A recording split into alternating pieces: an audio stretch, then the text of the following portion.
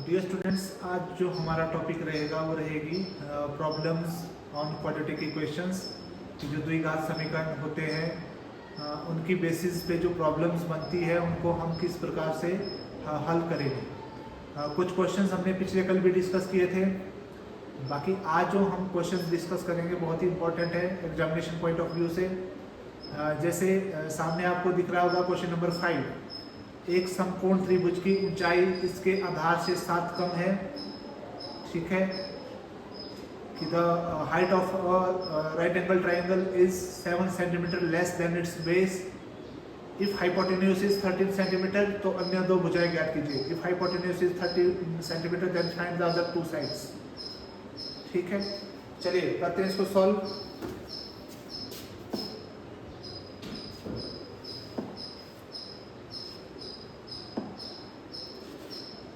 Question था आपके पास समकोण त्रिभुज से रिलेटेड। सबसे पहला काम आपका रहेगा कि समकोण त्रिभुज एक बना लें। ये वाला कोण 90 डिग्री का और इसको नाम दे दें ABC। अब जैसे आपको पता भी होगा कि समकोण त्रिभुज में कर्ण कैसे पहचाना जाता है। 90 अंश के सामने वाली भुजा क्या कहलाती है आपकी? कर्ण, हाइपोटेन्यूज। ठीक है, ये दिया है आपके पास कितना सेंटीमीटर? 13 सेंटीमीटर। और इसको मान लीजिए आप आधार, तो ये क्या आ गया आपका? लंब या ऊंचाई। ये आ गया आपका परपेंडिकुलर, ये आ गया आपका बेस। अब क्वेश्चन में क्या बोला है कि एक समकोण त्रिभुज की ऊंचाई उसके आधार से 7 कम है। तो हम मान लेंगे आधार, माना आधार लेट बेस बराबर x सेंटीमीटर। ये जो आधार है इसको कितना मान लिया आपने? x centimetre.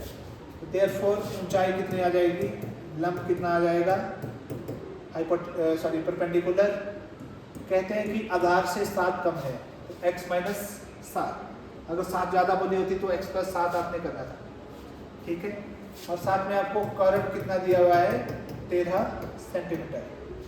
अब देखिए समकोण त्रिभुज जब हम लोगों ने डिस्कस की थी 9th क्लास में, वहाँ पे हम लोगों ने एक चीज़ पढ़ी थी कि जब भी समकोण त्रिभुज में कोई किसी भुजा का माप हम लोगों को ज्ञात करना हो और अन्य भुजाएं दी हो तो हम लोग को एक प्रमेय का यूज करेंगे जिसको नाम बोला जाता है पाइथागोरस प्रमेय। तो वही प्रमेय हम यूज करके यहाँ पे क्वेश्चन को सॉल्व करेंगे। तो पाइथागोरस प्रमेय से पाइथागोरस थ्योरम क्या बोलती है कि कर्ण का वर्ग बराबर है आधार का वर्ग जमा लंब का वर्ग, कि हाइपोटेन्यूज स्क्वायर बराबर है base square plus perpendicular square. यहाँ पे कर्ण क्या है आपके पास? AC का वर्ग बराबर है बेस क्या है? AB का वर्ग जमा लंब क्या है आपके पास? BC का वर्ग। तो कर्ण कितना है? 13 का वर्ग बराबर है AB कितना माना है हमने? x। तो x का वर्ग जमा BC कितना है आपके पास? x माइनस 7, तो इसका वर्ग, क्योंकि लंब कितना है आधार से 7 सेंटीमीटर कम। जब आप इसको सॉल्व करेंगे 13 का वर्ग हो गया 169 बराबर है x स्क्वायर जमा, यहाँ पे फार्मूला लग जाएगा देखिए a माइनस b का वर्ग, जो किसके बराबर होता है? a का वर्ग माइनस 2ab जमा b का वर्ग। इसी प्रकार से जब आप इसको सॉल्व करेंगे तो x स्क्वायर जमा x स्क्वायर कितना हो गया? 2x square minus 14x plus 7 का स्क्वायर कितना हो गया आपके पास? 49। क्योंकि बीच में बराबर का निशान है तो इसको आप ऐसे भी लिख सकते हैं प्लस 49, इसको 169 को आप उस तरफ ले जाएंगे तो minus 169 is equal to 0। Right को मैंने पहले लिखा, लेफ्ट को बाद में। तो क्या बन गया? 2x square minus 14x minus 120 is equal to 0। अब क्योंकि आपको पता है इस पूरे समीकरण को हम 2 से भाग कर सकते हैं भाई, तो पूरे समीकरण को 2 से भाग करने पर या भाग देने पर, dividing the given equation by 2, तो क्या मिल जाएगा आपके पास? 2x square upon 2 14x upon 2 minus 120 divided by 2 बराबर है 0 अपॉन 2। 2 से 2 कैंसिल, 7 और यहाँ पे आ गया 60, मतलब x square minus 7x minus 60 is equal to 0। Clear हो गया। ये आ गया मान लीजिए आपके पास समीकरण नंबर 1। अब इसको आप चाहे फैक्टराइजेशन से सॉल्व करें, चाहे जो आपका method of completing the quadratic formula है उससे सॉल्व करें, दोनों मेथड से सॉल्व हो जाएगा। चलिए मैं करता हूँ द्विघाती सूत्र से। तो यहाँ पे a का मान कितना है आपके पास 1, b का मान है -7 और c का मान कितना है -7। ठीक है, तो आपको पता है क्या होता है formula, -b plus minus b square minus 4ac divided by 2a। तो कितना आ जाएगा, माइनस b की जगह है -7 जमा माइनस बी स्क्वायर -7 का स्क्वायर -4 गुना a की जगह 1 गुना c की जगह -7 डिवाइडेड बाई 2a, 2 गुना 1। फिर माइनस गुना माइनस क्या हो गया आपके पास plus sorry 7 plus minus square root minus की घात सम संख्या हो प्लस का निशान लगता है। 7 का स्क्वायर कितना हो गया 49 माइनस गुना माइनस क्या हो गया आपका प्लस। तो कितना हो गया आपके पास ये 240 डिवाइडेड बाई 2। तो 7 जमा माइनस 240 में आप 49 ऐड करेंगे तो 289 डिवाइडेड बाई 2। अब आपको पता है 289 किसका स्क्वायर रूट होता है 17 का, सॉरी 289 किसका स्क्वायर होता है 17 का। तो ये आ जाएगा आपके पास 7 प्लस माइनस 17 डिवाइडेड बाई 2। और एक प्लस माइनस का कंसेप्ट हमने पिछले कल भी सीखा था कि एक संख्या आपकी प्लस की आएगी एक बार में और दूसरी बार में किस चीज़ की आएगी माइनस की। तो कितना आ गया 24/2 12 और ये आ जाएगा -10/2 -5। क्योंकि जो आपकी लंबाई है भाई वो ऋणात्मक नहीं हो सकती, क्योंकि आधार हमने माना हुआ था x, तो आधार ऋणात्मक नहीं हो सकता, तो हम -5 नहीं लेंगे। देयरफॉर आधार कितना आ गया आपके पास, ये आया 12 सेंटीमीटर और ऊंचाई कितनी आ जाएगी, आधार से 7 कम है, मतलब 12 से 7 आप उठा देंगे तो कितना सेंटीमीटर आ जाएगा। इसमें कुछ प्रॉब्लम्स हैं रिलेटेड टू क्वाड्रेटिक इक्वेशंस, इनको सॉल्व करते हैं। जैसे क्वेश्चन नंबर 2 का फर्स्ट पार्ट है आपके पास, एक आयताकार भूखंड का क्षेत्रफल 528 वर्ग मीटर है, क्षेत्र की लंबाई चौड़ाई के 2 गुने से 1 अधिक है, हमें भूखंड की लंबाई और चौड़ाई ज्ञात करनी है। ठीक है, तो आपको बोला है कि जो लेंथ है आपका रेक्टेंगुलर प्लॉट की वो ब्रेड्थ से कितनी है 2 टाइम्स से 1 मोर। ठीक है, तो इसको हमने किस प्रकार से सॉल्व करना है चलते देखिए।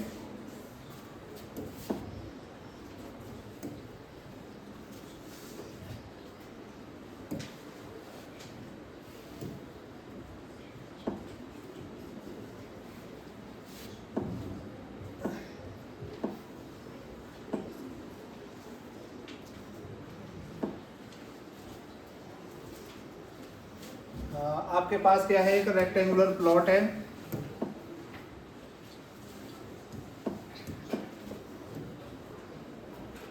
मान लीजिए आपके पास ये एक रेक्टेंगुलर प्लॉट है, इसकी नेमिंग कर देते हैं A B C and D.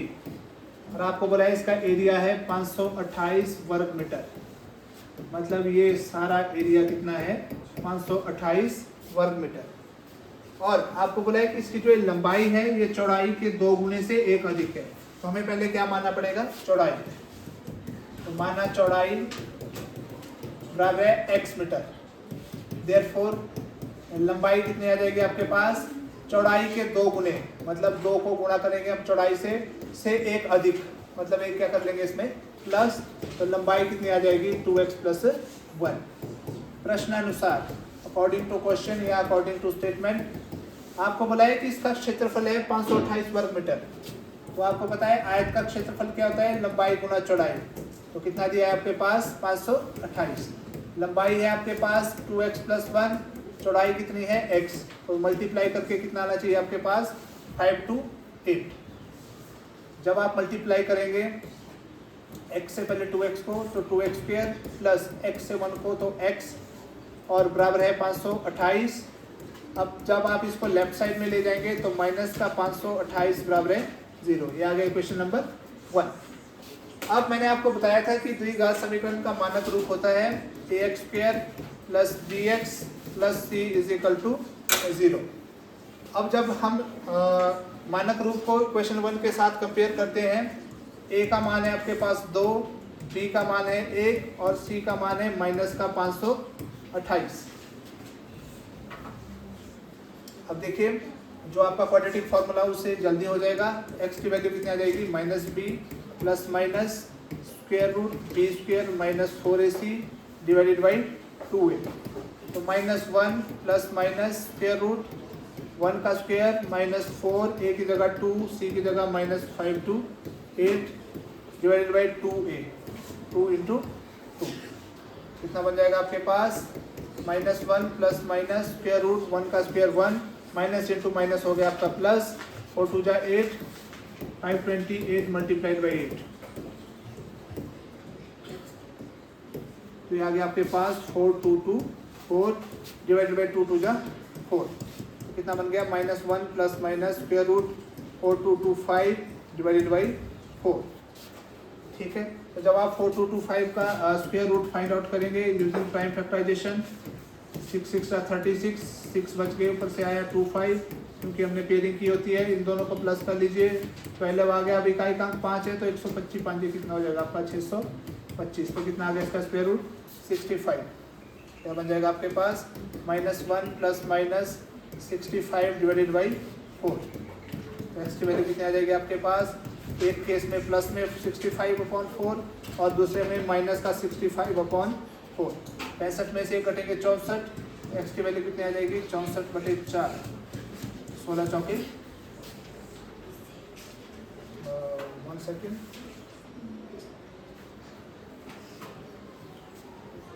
Okay 16 चौके 64। और यहाँ पे आ जाएगी माइनस का 66/4, क्योंकि आपको पता है चौड़ाई माइनस में नहीं हो सकती तो इसको हम नहीं कंसीडर करेंगे। तो x की वैल्यू कितनी आ गई आपके पास, 16। देयरफॉर चौड़ाई कितनी आ गई आपके पास, 16, और लंबाई कितनी आ गई, 2x + 1, 2 × 16 + 1। तो जब आप सॉल्व करेंगे तो कितनी आ जाएगी, 33 मीटर। तो ये क्वेश्चन इस प्रकार से सॉल्व।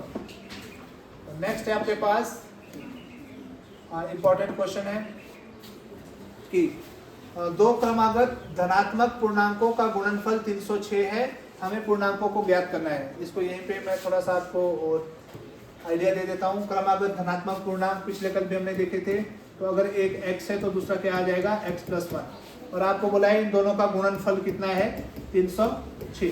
तो x को x से गुणा करेंगे x², x को 1 से गुणा करेंगे x बराबर है 306। जब आप इसको लेफ्ट साइड में ले जाएंगे तो माइनस का 306 बराबर है 0। यहाँ से आगे आप सॉल्व कर सकते हैं यूजिंग क्वाड्रेटिक फॉर्मूला। ठीक है, तीसरा पार्ट बहुत इंपॉर्टेंट, रोहन की माँ उससे 26 वर्ष बड़ी है। ठीक है, कि जो रोहन की मदर है उससे कितने इयर्स बड़ी है, 26 इयर्स मोर। उनकी आयु का गुणनफल अब से 3 वर्ष पश्चात 360 हो जाएगा।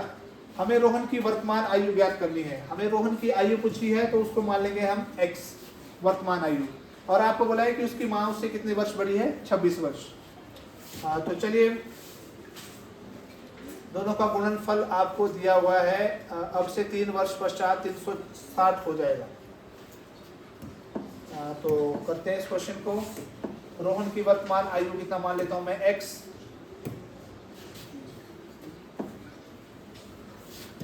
तो माना रोहन की वर्तमान आयु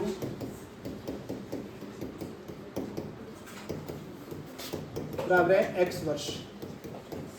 Therefore, रोहन की माँ की वर्तमान आयु, present age of Rohan's mother, तो ये कितने आ जाएगा। आपसे बोला हुआ है कि वो जो माँ है वो रोहन से 26 वर्ष बड़ी है। मान लो रोहन की उम्र 5 वर्ष है तो माँ की कितनी आएगी, 5 + 26 31 वर्ष। ठीक है, अब प्रश्नानुसार कहते हैं कि 3 वर्ष पश्चात जो आयु है उसका गुणनफल। तो अगर आज रोहन की आयु x है तो 3 वर्ष बाद कितनी हो जाएगी, x + 3। और अगर आज माँ की आयु 26 है, x + 26 है, तो 3 वर्ष पश्चात क्या हो जाएगा, 3 और जमा हो जाएगा। और गुणनफल कितना दिया है आपके पास, 360। एक बार चेक कर लेते हैं। ठीक है, 360। अब देखिए, x + 3 multiplied by x plus 26 में 3 जोड़ेंगे तो 29 बराबर है 360। अब द्विपद से द्विपद को कैसे गुणा किया जाता है मैं आपको पहले भी बता चुका हूँ। पहले आपने x से x प्लस 29 को गुणा करनी है, फिर जमा के 3 से x प्लस 29 को गुणा करनी है और उत्तर कितना आना चाहिए आपके पास 360। तो x को x से गुणा की x स्क्वायर, 29 को x से गुणा की 29x, 3 से x को 3x और 29 3 जा 87 इज इक्वल टू 360। तो क्या आ गया आपके पास x स्क्वायर प्लस 29 प्लस 3 कितना हो गया 32x plus 87 minus 360 is equal to 0। 360 में से 87 जब आप माइनस करते हैं 3 7 3 5 7 और 273 तो कितना बचता है आपके पास 273।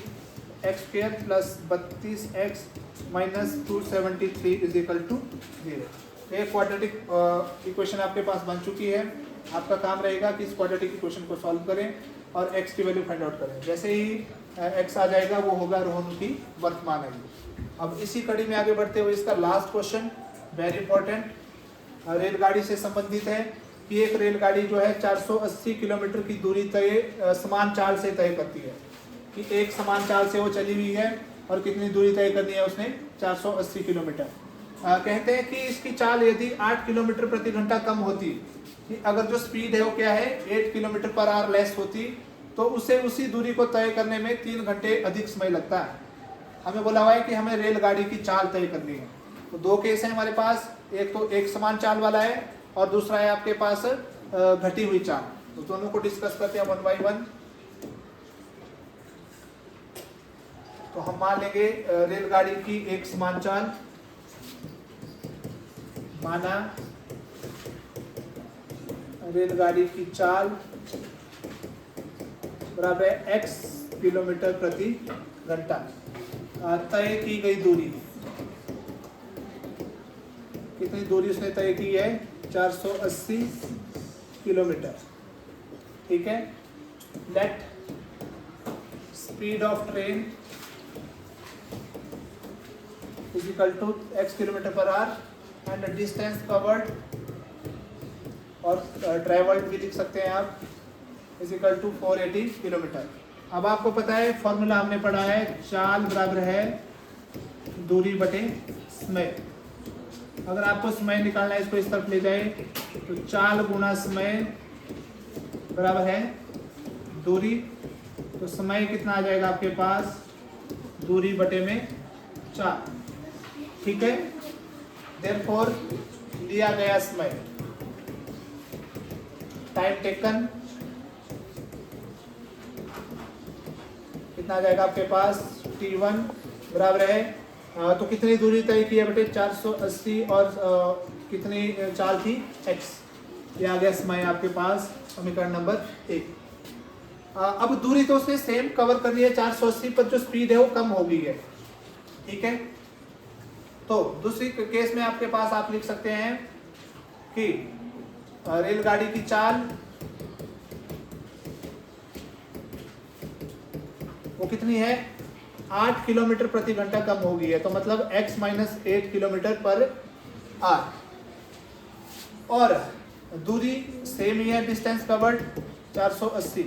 तो इस केस में टाइम कितना आ जाएगा t2 480 divided by x minus 8। ये आ गया क्वेश्चन नंबर 2। अब प्रश्नानुसार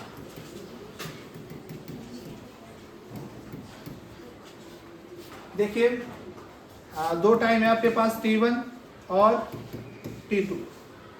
t1 टाइम में एक समान चाल से वो चली और कितने किलोमीटर की दूरी तय की 480 किलोमीटर। अब दूसरे केस में उसकी स्पीड जो है कम हो गई है। ठीक है। x किलोमीटर पर आवर की स्पीड से चली और कितना दूरी तय की 480। अब दूसरे में अगर स्पीड कम हो गई तो टाइम क्या लगेगा आपका ज्यादा। टाइम क्या लगेगा आपका ज्यादा। तो बोलने का मतलब है कि जो t2 है वो किसके बराबर आएगा जब आप t1 में 3 घंटे और जमा करेंगे। ठीक है। t1 में 3 घंटे और जमा करेंगे तो किसके बराबर आएगा आपके पास T1 के बराबर, या T2 माइनस T1 कितना होगा आपके पास 3। तो T2 की वैल्यू क्या है आपके पास 480 divided by x minus 8 minus 480 divided by x बराबर है 3।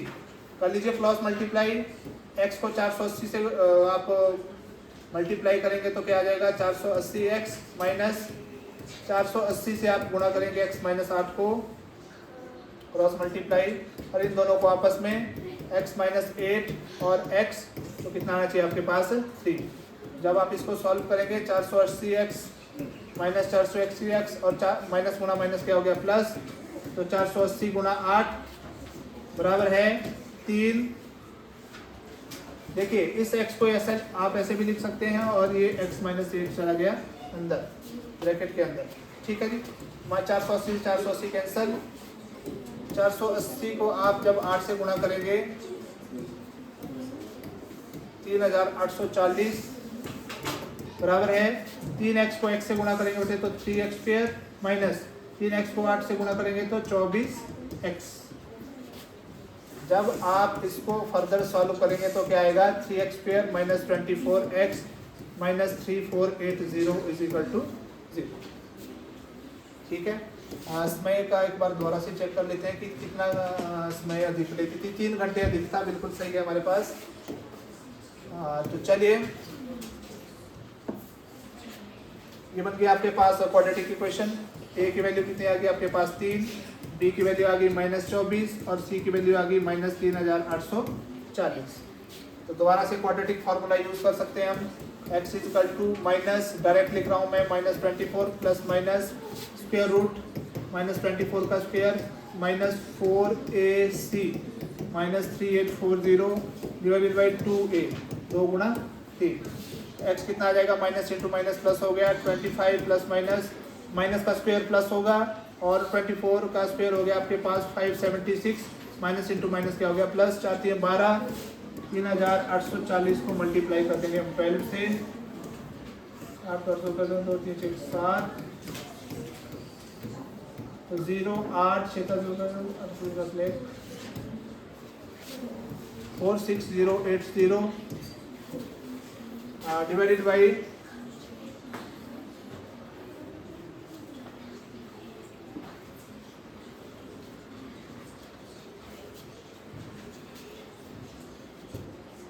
और 2 3 जा 6, तो कितने आ गई x की value 25, 4 plus minus square root, इसमें आपको 5 7 6 और प्लस कर लीजिए 6 15 1 6 46,656 डिवाइडेड बाई 6। तो कितना आ जाएगा, इसका स्क्वायर रूट आप फाइंड आउट कर सकते हैं, 2 2 जा 4, 2 और 2 को ऐड करके आपके पास आ गया 4, जब ऊपर से पेयर हमने नीचे निकाला था तो 66, तो 41 1 जा 41, 5 2, ऊपर से दोबारा पेयर आप निकालेंगे 2 5 5 6। अब नेक्स्ट स्टेप में 41 था आपके पास, इसमें ये वाली टर्म आपने ऐड करनी है तो 1, तो कितना आ गया 42। अभी का एक अंक 6 है तो या तो 4 आएगा तो 6, तो जब 6 से आप मल्टीप्लाई करेंगे तो डायरेक्ट आ जाएगा आपके पास 2 5 5 6 और कितना बचेगा 0। तो इसका स्क्वायर रूट कितना आ गया आपके पास 216। x की वैल्यू क्या आ गई 24 प्लस माइनस 216 बटे में 6। एक केस में आपके पास प्लस में आ जाएगा 216 बटे में 6 और एक केस में माइनस में। ये माइनस जब आप वो करेंगे तो नेगेटिव में वैल्यू आएगी, आपको पता है नेगेटिव में हमें नहीं चाहिए, स्पीड जो है आपकी पॉजिटिव में है। और इसको जब आप वही प्लस करेंगे तो कितना आ जाएगा 240 बटे में 6 6 चौके 24 और 0।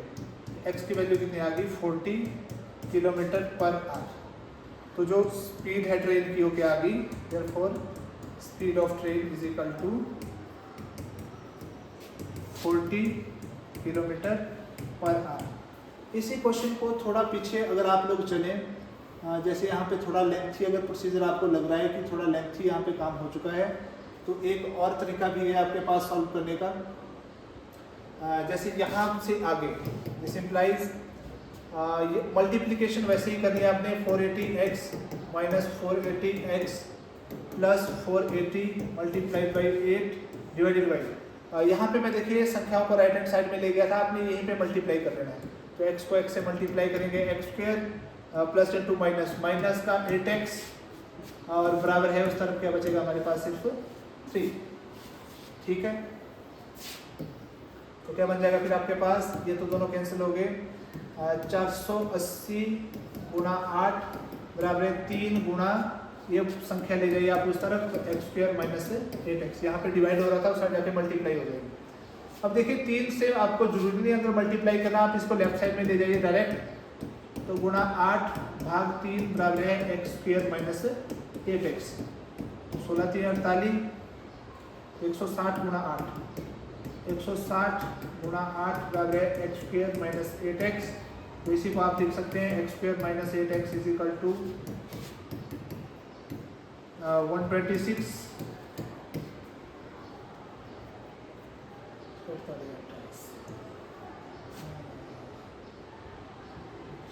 1280, तो आपके पास क्या बन गया, x square minus 8x minus 1280 बराबर 0। यहाँ से भी आप यही फॉर्मूला लगा के दोबारा से क्वाड्रेटिक फार्मूला लगा के इसके रूट्स फाइंड आउट कर सकते हैं। ठीक है, तो इस प्रोसीजर से आप चलेंगे, दोबारा आपके पास x की वैल्यू कितनी आएगी 40। तो दोनों में से जो भी आपको आसान लगे आप ये काम कर सकते हैं। थोड़ा सा कन्फ्यूज़न यहाँ पे आपको हो सकता है कि जो T2 है T1 प्लस 3 क्यों लिखा हुआ है, क्योंकि आपको बोला हुआ है कि सेकंड केस में जब उसकी स्पीड कम होगी तो 3 घंटे ज़्यादा लगेंगे। तो जो सेकंड टाइम है वो टाइम क्या लगेगा आपका ज़्यादा, कितना ज़्यादा, 3 घंटे ज़्यादा। ठीक है, तो पहले केस में अगर हम 3 घंटे जोड़ देंगे पहले ही, तब हमारे पास जो सेकंड टाइम है वो आएगा। ठीक है, तो ये इस तरीके से आपने सॉल्व करना। तो आज के लिए इतना ही काफ़ी है। इसके साथ ही आपका जो ये चैप्टर है ये क्लोज होता है। इसमें जो क्वेश्चंस बचते हैं people can do by yourself. Thank you.